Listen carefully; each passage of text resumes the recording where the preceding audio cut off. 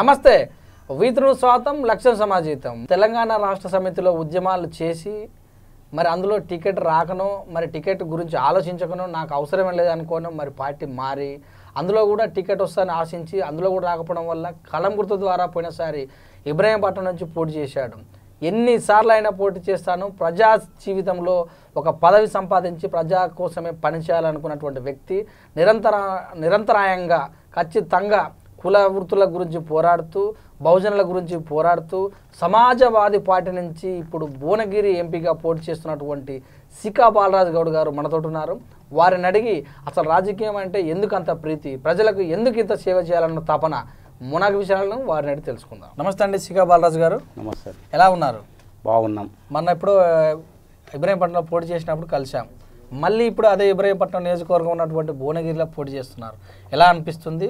ఈరోజు భువనగిరి నియోజకవర్గంలో AMC hospital కట్టి కొన్ని కోట్ల రూపాయలు కట్టి అక్కడ పెట్టి ఇప్పటికినా ఓపెన్ చేయకపోవడానికి కారణం ఏంటో మన జనాలకు అందరికి అర్థం కావాలి. కార్పొరేట్ హాస్పిటల్ని మొత్తం ప్రైవేట్ పరంగా వేసి ఒక ప్రాణాలని తీస్తున్నట్టు బలిగొంటున్నటువంటి వాళ్ళని అందరినీ భువనగిరి ప్రజలంతా గ్రహించి వాళ్ళందరూ గుర్తించుకొని ప్రతి ఒక్కరికి ఆరోగ్యం బాగుండాలంటే మనమంతా అందరం ఆరోగ్యంగా ఉండాలంటే హాస్పిటల్ ఉచితంగా ఆరోగ్య వైద్యం అందినప్పుడు అందరం ఆరోగ్యంగా ఉంటేనే మనం సురక్షితంగా ఉంటేనే మన భారతదేశంలో అందరం సురక్షితంగా ఉంటుంది. మరి ఇప్పుడు అంతా ఏ గాంధీ హాస్పిటల్ కానీ ఇప్పుడు ఉస్మానియా హాస్పిటల్ కానీ దాంట్లో ఉంటున్నటువంటి స్టాఫు 10% అక్కడ పనిచేయకపోవడం, అంత ప్రైవేటీకరణ చేయడం, ప్రైవేట్ హాస్పిటల్ మొత్తం ఎక్కడ చూసినా దోసుక తినడం దున్నుక తినడమే జరుగుతుంది. ప్రజలంతా అవి పైసలు కట్టలేక సామాన్యుడు కూలికిపోయి వాడికి 200 రూపాయలతోని లక్షల రూపాయలు కట్టలేక ఒక తల్లి తండ్రి వాళ్ళు చూస్తుండగానే వాళ్ళ కొడుకుల ప్రాణాలు పోతుంటే వాళ్ళ తండ్రి కొడుకు ముందట ప్రాణం పోతుంటే ఆ తండ్రి భరించలేక వాళ్ళతో పాటు చనిపోయిన రోజులు మన కాన్స్టిట్యూన్సీలో మన నియోజకవర్గంలో ఎన్నో చూసిన దుస్థితి ఉంది. అలా కాకుండా మేము ఏమనుకుంటున్నామంటే మా సమాజవాది పార్టీ తరఫున మేము ప్రతి ఒక్కరికి ఉచిత విద్య ఉచిత ఆరోగ్యం అనే కాన్సెప్ట్తో పోతున్నాం. ప్రతి ఒక్కరు బ్రతికిన రోజులు ఆరోగ్యంతో ఉండాలి. ప్రతి ఒక్కరికి ఆరోగ్యం ఎంత ఇంపార్టెంట్ అంటే ప్రతి మనిషికి ఆరోగ్యం బాగుంటేనే ప్రతి ఒక్కరం మంచిగా ఉన్నట్టు. నువ్వు ఏవి చేసినా నీ కోసం దున్నుకోవడానికి తన్నుకోవడానికి కాంట్రాక్టులు పట్టుకోవడమే కాదు, ప్రతి మనిషి ఆరోగ్యంగా ఉన్నప్పుడు నువ్వు ఏది చేసినా వాడు పని సక్రమంగా చేస్తాడు.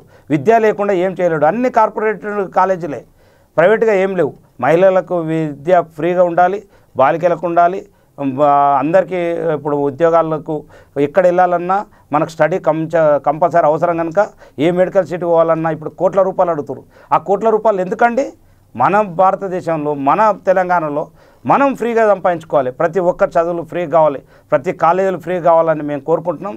ఇప్పుడు ఎక్కడైనా డిగ్రీ కళాశాలలు ప్రతి మండలానికి ఒక డిగ్రీ మహిళా కళాశాలలు కానీ జెంట్స్ కానీ బాయ్స్ కానీ అందరికీ వృద్ధాశ్రమాలు అన్నీ చేకూర్చాలని కోరుకుంటూ మేము ప్రతి ఒక్కరికి ముందుకెళ్తున్నాం. ఖచ్చితంగా అందరికీ నేను ఉద్యమాలు 23 సంవత్సరాల నుంచి ఉద్యమం చేస్తున్నా. ప్రతి ఒక్క ఊరిలో ఎవరు చనిపోయినా ఎవరు బ్రతికినా ఎవరికి ఏది జరిగినా ఏదైనా 2 గంటల ముందు చెప్తే నా కారు లేకున్నా ఏది లేకున్నా ఎంతో కష్టం ఉన్నా 2 గంటల ముందు పోయి అక్కడ అలా సమస్యలు తీరుస్తా. ఏ పోస్ట్ మార్టం అయినా నేనే కనిపిస్తా పోలీస్ స్టేషన్ కాడ. ప్రజలలో నేనున్నా. ఇప్పుడు వాళ్ళంతా గుర్తించుకొని అన్నా నువ్వు రా, నువ్వు నీకు ఓటేస్తామన్నా, నేను గెలిపిస్తామని. నిన్నటి రోజు అక్కడ వచ్చినటువంటి వ్యక్తులు ప్రతి ఒక్కరూ ఎలాంటి రూపాయి ఆశించకుండా నా మీద ప్రేమతోని తుంగతుర్తితో కానీ మన ఇప్పుడు ఆలేరు జంగం నుంచి కానీ భువనగిరి నుంచి మన మునుగోడు నుంచి నకరకల్ నుంచి ఇబ్రాహీంపట్నం నుంచి వచ్చినటువంటి వ్యక్తులంతా స్వచ్ఛందంగానే వచ్చారు. కానీ ఒక్క రూపాయికి నాతో ఆశించలే. అన్నా నీ కాలు నొప్పున్నా నీ చేయి నొప్పున్నా మాకు అందుబాటులో ఉంటున్నావు, నువ్వు పని చేస్తున్నావు, నీకు ఓటేస్తే మా అందరి జీవితాలు మారుతాయి, మేము అంతా తీర్చిదిద్దుతావన్నా, మా పిల్లల భవిష్యత్తు మంచిగా ఉంటుంది, నువ్వు మాకు రావాలి అని బాగా ఫోర్స్ చేస్తేనే నేను నామినేషన్ వేయడం అయింది. 3 రోజుల దాకా నేను నామినేషన్ వేయను. నేను వాళ్ళతో పోరాటం చేయలేను. ఎందుకంటే వాళ్ళు డబ్బులతోనున్నారు, నేను ప్రేమతోనున్నా. నీ ప్రేమ కొనలేకపోతున్నాం. ఈ డబ్బులతోనే మేము తట్టుకోలేకపోతున్నా. ఆయనకు అన్నకుంటే తమ్ముని కావాలంటుండు, తమ్మునికుంటే అన్నకు కావాలంటుండు. అందరికి ఉన్నోళ్ళకే పదవులు ఉంటే మరి లేనోడికి ఎప్పుడు వస్తాయి? ఒకసారి మీకు వచ్చినప్పుడు మీ కోరికలు మార్చుకోలేరా? ఇంకొకరికి అవకాశాలు ఇవ్వలేరా అని నేను ప్రశ్నిస్తున్నా అందరినీ. ఓకే, చూసినట్టయితే మీరు ప్రైవేటీకరణ గురించి మాట్లాడడం జరిగింది. నిజంగా కూడా కార్పొరేట్ హాస్పిటల్స్ అయితే కార్పొరేట్ స్కూల్స్ అయితే నిజంగా కూడా బాధపడినట్టయితే వాటి గురించి మీరు ఏమైనా ఉద్యమాలు చేశారా? చేశాము. ఇప్పుడు మొన్న మనకు ఇబ్రాహీంపట్నం పోలీస్ స్టేషన్ కాడగిన మేము పోయి కాంప్లైంట్ చేయడం అయింది. అంతటా ఈయన బాగా కాంప్లైంట్లు ఇచ్చినాం. ఎందుకంటే ఇప్పుడు ప్రతి దగ్గర ఈయన ప్రైవేట్ హాస్పిటల్ అన్నీ ఈయన ఒక ఆదిత్య హాస్పిటల్ తప్ప, ఇంకా ఎంపీ గారు ఉన్న 2 హాస్పిటల్ తప్ప మన హైదరాబాద్లో ఉన్నటువంటి హాస్పిటల్లే కాదు, యావత్ భారతదేశంలో ఉన్న ప్రైవేట్ హాస్పిటల్ అన్నీ విదేశీయులకు అమ్మేసినటువంటి సమస్య మీకు అందరికీ తెలుసు, ప్రతి ఒక్కరికి తెలిసింది. ఎక్కడ పోయినా కార్పొరేటర్స్, ఎక్కడ పోయినా మందులన్నీ బయటవే, ఎక్కడ పోయినా మామూలుగా రోడ్డు మీద పని చేసుకుంటాడు, ఏదో గోడ మేస్త్రి పని కింద జారి పడిపోతే పని చేసుకుని బ్రతికేవాడు కింద పడిపోతే ఆ కార్పొరేట్ హాస్పిటల్లో తీసుకుపోతే పైసలు కట్టలేక వాడి జీవితంలో ఆడు ముగించుకొని చనిపోతున్నాడు. వాళ్ళ పిల్లలు రోడ్ ఎక్కుతున్నారు, అడక తినే పరిస్థితి అవుతుంది. ఎక్కడ ఏ కూలి పని పోయినా రైతు పోతున్నాడు, రైతు పోతూ ఉరమీకించి జారి కింద పడిపోతే మామూలుగా కాలు ఇరిగినా కార్పొరేట్ హాస్పిటల్కి పోతే 3-4 లక్షలు అడుగుతారు. ఆయన దగ్గర 3 రూపాయలు ఉండవు. 3-4 లక్షల రూపాయలతో వాడు చేపించుకోలేక అక్కడే చనిపోతే ఆయన కుటుంబం మొత్తం రోడ్ ఎక్కుతుంది. ఇట్లా కాకుండా మేము ఎందుకంటే ఉచిత ఆరోగ్యం కావాలని మేము ఖచ్చితంగా ప్రతి ఊరిలో ఉద్యమాలు చేస్తున్నాం. ఖచ్చితంగా నేను గెలిస్తే ఖచ్చితంగా మొదటి అదే పని చేస్తాను. ఆరోగ్యశ్రీ లాంటివి కూడా ఉన్నాయి కదా, ఆరోగ్యశ్రీలు ఉన్నాయి. ఆరోగ్యశ్రీలు హాస్పిటల్ కాడికి పోయినాక జాయినింగ్ అయిన తర్వాత నీకు తెల్ల రేషన్ కార్డు లేదు, నీకు ఆ కార్డు లేదు, ఈ కార్డు లేదు, నీ కార్డు ఆ కార్డు ఈ కార్డు అనేసరికి అరగంట టైం పడుతుంది. ఆ గంట లోపల ఆ ప్రాణం పోతుంది. అవన్నీ లేకుండా ప్రతి ఒక్కరు మన తెలంగాణలో పుట్టినోడు ప్రతి ఒక్కరు ఓటు వేసేటప్పుడు ఓటు ఎవడైతే ఇస్తాడో వానికి ఫ్రీగా ఉచిత ఆరోగ్యం కార్డు పెట్టాలని మేము నిర్ణయం తీసుకున్నాం. అయితే ఎస్పీ తరఫున సమాజ్వాదీ పార్టీ అయితే రాష్ట్రంలో ఉన్నటువంటి ప్రభుత్వాలు తలుచుకుంటేనే ఇలాంటి కార్యక్రమాలు చేయడం జరగదు. మీరు ఒక ఎంపీ వ్యక్తిగా వచ్చి అలాంటి కార్యక్రమాలు చేయటం జరుగుతుందా? జరుగుతుంది. భారతదేశంలో మనం లోక్సభ అనేది భారతదేశ ఎగువ సభ దిగువ సభ కనుక మనం తీర్చిదిద్దే అన్ని రాష్ట్రాలు పిల్లల లాంటివి, తల్లి లాంటి దానికి నేను పోరాటం చేస్తున్నా. అక్కడ నేను గెలిస్తే ఖచ్చితంగా మన వాయిస్ అన్ని రాష్ట్రాలకి సమన్యాయం జరగడానికి నేను ఖచ్చితంగా నా వాయిస్ వినిపిస్తా. వాళ్ళ కంటికి చూపించి నేను ఖచ్చితంగా ఇది సాధిస్తానని నా మనస్సాక్షిగా నేను చెప్తున్నా. ఎంపీగా కాకుండా ఎమ్మెల్యేగా కూడా మీరు పోటీ చేయడం జరిగింది. ఎన్నిసార్లు చేశారు ఎమ్మెల్యేగా? ఎమ్మెల్యేగా మొన్న పోటీ చేశాను. ఇంతకుముందు ప్రజారాజ్యం అప్పుడు బాగా కష్టపడ్డాను. 2 రోజుల ముందే నాకు ఇస్తానని ఎంతో ఖర్చు పెట్టించి నన్ను ఉన్న ఆస్తులను అమ్మిపించి చిరంజీవి గారు లాస్ట్కి వస్తే 3 రోజుల ముందు తిరుపతికి పోయి తిరుపతిలో ప్రకటించిన దేవేందర్ గౌడ్ గారిది ఒక బీసీ నాయకుడు పెద్ద నాయకుడు వస్తే అందరికి న్యాయం జరుగుతుంది అనుకున్నాం. ఆ ప్రజారాజ్యం విలీనం అయిపోయింది, కాంగ్రెస్ విలీనం అయిపోయింది, ఏది చేర్చలేకపోయినా. కానీ నేను ఎప్పుడు మనసు చంపుకోలేదు, జనంలోనే ఉన్నా, జనంతోనే పనిచేస్తున్నా 23 సంవత్సరాలు. ఇప్పటికీ ప్రతి ఊర్లో ఏ ఉద్యమాలు జరిగినా ఏది జరిగినా నేను ఉంటాను ఖచ్చితంగా. అయితే ఇప్పుడు పరిణామాల తర్వాత మీరు ఏ పార్టీలోకి వచ్చారు? అప్పుడు పార్టీలకు ఎక్కడ పోయినా మోసం జరుగుతుంది. ప్రజారాజ్యం నుంచి కాగానే మేము కేసీఆర్ గారు మాయమాటలు నమ్మి మేము డాక్టర్ శ్రావణ్ గారు, నేను, ఇప్పుడు కట్టెల శ్రీనివాస్ యాదవ్ గారు అందరం కలిసి పెద్ద యాత్ర పెట్టాం. 14 లక్షల మంది కావాలని పెట్టిండు.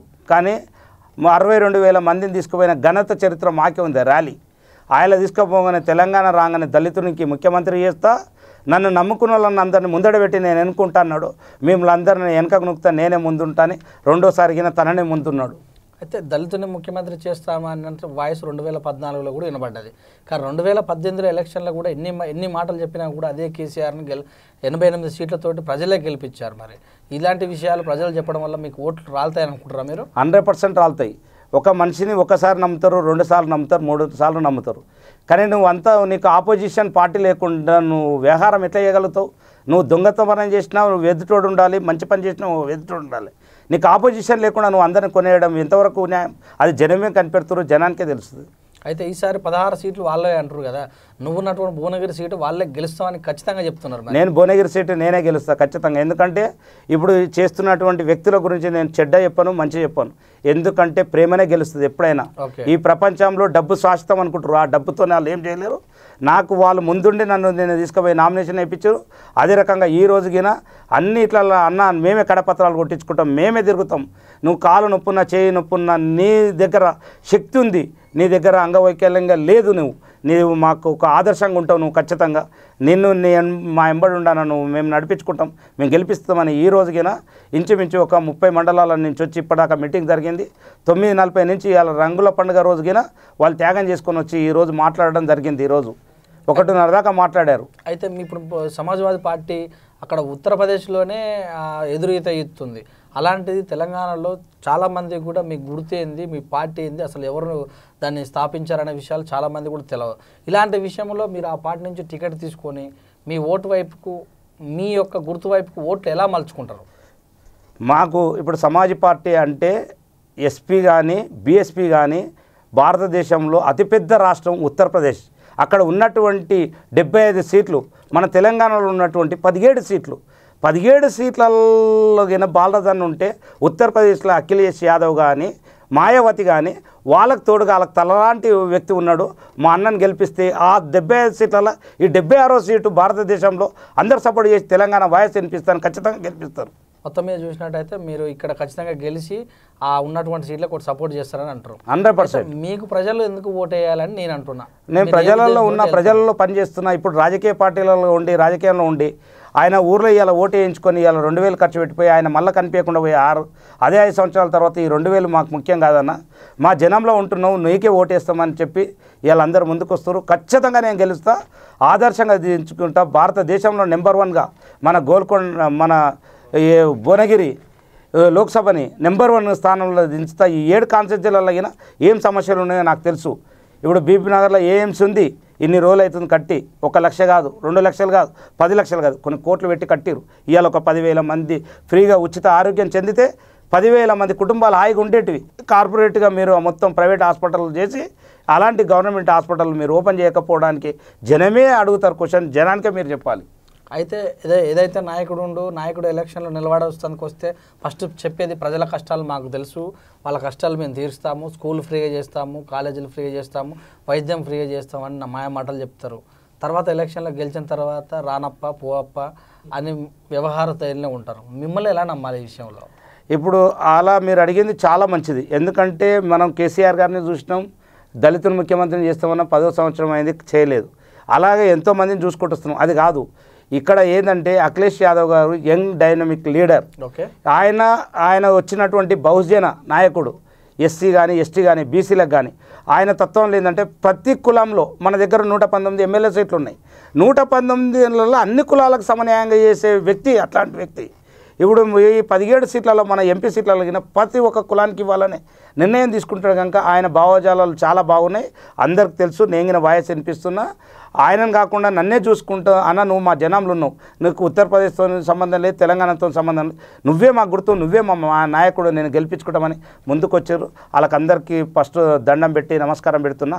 మీరు ఓటు వేస్తే మీకు స్వచ్ఛందంగా నేను 100% నీకు పనిచేస్తానని ఇవాళ ప్రజల ముందు మీడియా ముందు తెలియజేస్తున్నా. ఇంతకు మీ పార్టీ తరఫున తెలంగాణలో ఎంతమంది పోటీ చేస్తున్నారు? ఇప్పుడైతే ప్రస్తుతానికి నేను ఒక్కటిని నిన్న వేయడం జరిగింది. నామినేషన్ నేను ఒక్కటిని వేసిన. మళ్ళీ సోమవారం నాడు ఎన్ని అనేది అఖిలేష్ యాదవ్ గారు చెప్తే అన్నీ ఆ రోజు అయితే రేపు ఒక్కరోజే రేపు ఒక్కరోజే ఉంది. మళ్ళీ 2 రోజులు హాలిడేస్ ఉంది, మండేనే ఉంది. ఓకే. ఏదో తెలుగుదేశం పార్టీ ఇంకేదో పార్టీతోటి పొత్తు పెట్టుకునే అవకాశాలు కూడా ఉన్నాయని అంటారు. మరి పొత్తులలో టికెట్ మీరు చేజారితే పరిస్థితి ఎలా ఉంటుంది? ఎక్కడ లేదు. ఈ సిపిఎం కానీ టీడీపీ కానీ సిపిఐ కానీ ఎవరున్నా మాకు ఆదేశం ఇచ్చారు, మేము వేసినాం. మాకు వాళ్ళందరి సహకారం ఉంది, మాకు ఎవరు ఆపోజిట్ లేదు, అందరు సహకారం ఉంది. అందరితో కలిపి నేను నామినేషన్ వేయడం జరిగింది. అందరికీ మా సీటు కన్ఫామ్గా గెలుస్తా. వాళ్ళందరితో మాట్లాడినాకనే నేను వేయడం జరిగింది. నేను 3 రోజుల నుంచి నేను ఏనని చెప్పిన, నేను నిన్న పొద్దున వరకే నేనన్నా. వాళ్ళు నాకు తోడుగా ధైర్యంగా ఉంటే నేను వాళ్ళ ముందుంటే నేను అనుకోండి నేను నామినేషన్ ఇస్తాను. నేను పనిచేసేటప్పుడు మేము ముందుంటా, మీరు నా ముందు ఇప్పుడు నడిచి నాకు ఓటేయండి, నేను ఎన్నుకుంటా ఇప్పుడు ఓట్లప్పుడు. కానీ రేపొద్దున నేను మీకు పనిచేసేటప్పుడు మీకు ముందుంటానే జనం ముందుకు పోయినా. అందరూ ఏమంటారని నేను ముందుంటా, డబ్బులు ఇస్తా, నా వెనకాల ఓట్లు వేసేయండి, నేను అట్లే ముందుకు వెళ్ళిపోతాను, మళ్ళీ వెనకనే ఉండరని వేరే పార్టీలు అని చెప్తే నాకు అలాంటి సిద్ధాంతం లేదు. నేను ఎప్పుడైనా కానీ నేను అందరు ముందుండి నడిపించుకుంటా, కష్టాలలో ముందుంటా, పనిచేసేటప్పుడు ముందుంటా, అన్నిటిలో పాలు పంచుకుంటా. ఇది భారతదేశం మొత్తం తెలుసు. 23 సంవత్సరాల నుంచి నేను పనిచేస్తున్నా. ప్రతి ఉద్యమంలో ప్రతి ఒక్కరి దగ్గర సీక బాలరాజు గౌడ్ అంటే 100% గుర్తుపడతారు కనుక ఖచ్చితంగా ఈసారి నా నిజాయితీ నన్ను గెలిపిస్తుంది అనుకుంటున్నాను. మీరు ఉన్నటువంటి పార్లమెంట్ నియోజకవర్గంలో యమాహెమీలు ఉన్నారు 2. ఆ యమాహెమీలు వాళ్ళ యొక్క ప్రచారం ఎలా ఉంటుందో మీకు తెలుసు. మరి వాళ్ళ ప్రచారం దృష్టిలో చూసుకుంటే మీ యొక్క ప్రచారం ఎలా ఉండబోతుంది? వాళ్ళంతా దున్నుకోవడమే ఉంటుంది. దున్నుకోండి. డబ్బులు అనేటివి కోట్ల రూపాయలు ఉత్తగానే రావు. మన సొత్తే వాళ్ళ దగ్గర ఉంది కనుక వాళ్ళు ఎన్ని డబ్బులు ఇచ్చినా తీసుకోండి. మన రూపాయే మనకి ఇస్తారు కనుక వాళ్ళు డబ్బు పంచుతున్నారంటే ఎందుకు పంచుతారు? కష్టపడేవాడికి 10 రూపాయలు రోజు కరువు పని పోతే 130 రూపాయలు వస్తున్నాయి. నీ ఓటుకు 3,000 రూపాయలు ఇస్తే రోజుకు 18 పైసలు పడతలేదు. ఒక బుచ్చగాడు మన ఇంటి ముందుకు వస్తే ₹1 ఇస్తే అమ్మ ఛాయ్ వస్తుందా అని అడుగుతాడు. ఛాయ్ తాగాలంటే ₹10. మరి నీ 18 పైసలకు నీ ఓటక్కు అమ్ముకోడు, ఓటక్కు అమ్ముకోనానికి నేను చెప్పారు. ఇది ప్రతి ఊరికి నేను తీసుకెళ్తా, నోటుకు ఓటు పోవద్దని చెప్తా, ఖచ్చితంగా నేను గెలుస్తా. వాళ్ళు ఎంఐఎంఈలు అంటే సామాన్య మనుషులే, నా దృష్టిలో వాళ్ళకి నేను మనిషినే, వాళ్ళు మనుషులే. డబ్బులతో నేను పోల్చుకోలేను, వాళ్ళ డబ్బులు నా మనసు కింద తక్కువే. అయితే మీరు చెప్పే మాటలన్నీ స్వీట్గా ఉన్నాయి, మంత్రాలకు చింతకాయలు రాయాలన్న విషయం తెలుసు. కానీ ఈ ఉన్నటువంటి రోజులలో అంగు ఆర్భాటాలు లేకుండా, ధనదాహం లేకుండా ఓట్లు వేసే రోజులు అంటారా? ఉన్నాయి, ఖచ్చితంగా ఉన్నాయి. ఆ రోజులలో నెహ్రూ గారు కానీ వాళ్ళు కానీ మన రాజ్యసభకు కానీ పార్లమెంట్కి పోయేటప్పుడు సైకిళ్ళ మీద పోయేవాళ్ళు. అంబేద్కర్ గారు కానీ సర్దార్ వల్లభాయ్ పటేల్ 2 కిలోమీటర్లు నడుచుకుంటూ వచ్చేవాళ్ళు. ఆ రోజుగిన ఈ కార్లు బైకులు లేవు. ఈ రోజుగిన నేను ఎన్ని ఊర్లు ఎన్ని మండలాలు తిరుగుతున్నా. ఈ నుంచి ఇబ్రాంపట్నం నుంచి నేను అబ్లాపూర్ మెట్ నుంచి తుంగతుర్తి పోవాలంటే 80 కిలోమీటర్లు అయినా బస్సులో పోతున్నాను నేను. ఇలా కార్లు ఉంటే గంట లేట్ వస్తారు, నేను బస్సులు ఉంటే 10 గంటల మీటింగ్ ఉంటే 8 గంటలకే బస్సు ఎక్కిపోతున్నా. అంటే నేను ఎక్కడైనా నా టైం నేను మెయింటైన్ చేసుకుంటే వాళ్ళకన్నా ముందే ఉంటున్నాను ఎక్కడైనా, ఏ ఉద్యమాలన్నా. అవన్నీ ఆదర్శంగా తీసుకొని నేను ఖచ్చితంగా నాకు ఓటు వేస్తారని చెప్పిండ్రు, వేస్తుండ్రు. వాళ్ళ ఆ ఆర్భాటాలన్నీ తెలుసు, వాళ్ళ శక్తి అంతా తెలుసు. కానీ మనుషులు మాత్రం అందరు సమానమే. మనుషులలో నేను ఒక సమానమే. నేను వాళ్ళకంటే గొప్పవాడిని తక్కువవాడిని అంటలేను. ధనికం అనేది ఎప్పుడు పనిచేయదు, నిజాయితీ పనిచేస్తుంది. ఆ నిజాయితీలో నేను నిరూపించుకుంటా, నేను ఖచ్చితంగా గెలుస్తాను. నిజాయితత్వం అంటారు మీరు. అసలు నిజాయితత్వం అంటే ఇప్పుడు ఉన్నటువంటి రాజకీయ సమాజంలో చెల్లుబాటు అవుతుందా? అవుతుంది. ఏ రకంగా అంటారు? ఇప్పుడు మనకు సున్నం రాజయ్య ఉన్నాడు. సున్నం రాజయ్య ఇప్పుడు వరకు అసెంబ్లీకి ఎప్పుడు వచ్చినా కానీ అతను ఆటోలోనే వస్తాడు. ఏ రోజన్నా కారులో రాలే, ప్రజాధనం తీసుకోలే. కానీ ఆయన గెలిపేయటం లేదా, గెలవట్లేదా? అలాంటి స్ఫూర్తితో నేను ముందుకు వస్తున్నాను. ఎప్పుడు ఈ వ్యవస్థ ఎప్పుడు డబ్బుతోనే పోల్చుకోవద్దు. నిజాయితీ ఉంది, ప్రతి ఒక్కరి దగ్గర మానవత్వం ఉంది. నేను ప్రాక్టికల్గా చూసిన, స్వచ్ఛందంగా నేను ఏ ఒక్కరికి ₹1 పెట్రోల్ పోయించలేదు, ₹1 ఛాయ్ తాగించలేదు. ఎవరి డబ్బులు వాడే పెట్టుకొని ఎవరి బండి మీద వాళ్ళే వచ్చారు. సోమత ఉంటే రండి, లేకపోతే లేదు. మీరు ఓటు వేస్తానంటేనే నేను వస్తానని చెప్పిన.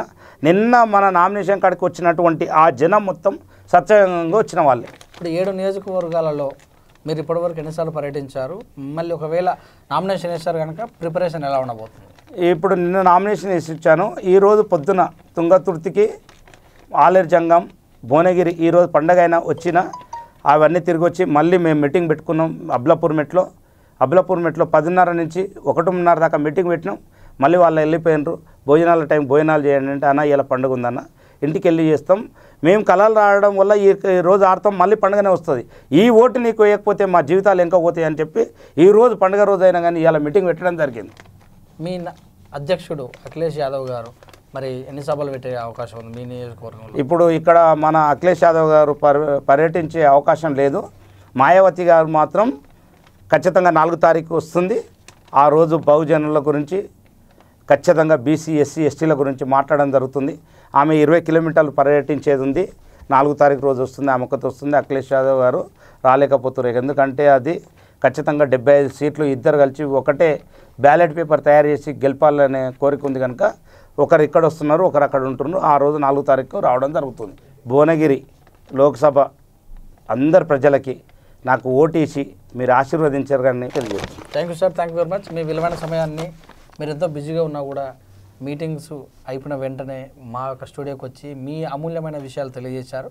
మరి ఖచ్చితంగా కూడా ప్రజలు మిమ్మల్ని ఆదరించాలని, వారి యొక్క ఓటకు ఉపయోగించుకొని మిమ్మల్ని విజయ తీరాలకు చేర్చాలని V3 న్యూస్ తరఫున మీకు శుభాకాంక్షలు తెలియజేస్తున్నాను. నమస్తే. ఇదండి మరి భువనగిరి నియోజకవర్గం నుంచి పోటీ చేస్తున్నటువంటి సికా బాలరాజు గారు వారి యొక్క విజయ రహస్యాలు మనకు V3 న్యూస్ ద్వారా తెలియజేశారు. చూస్తూనే ఉండండి V3 న్యూస్. మీ సురేష్ దండవ్.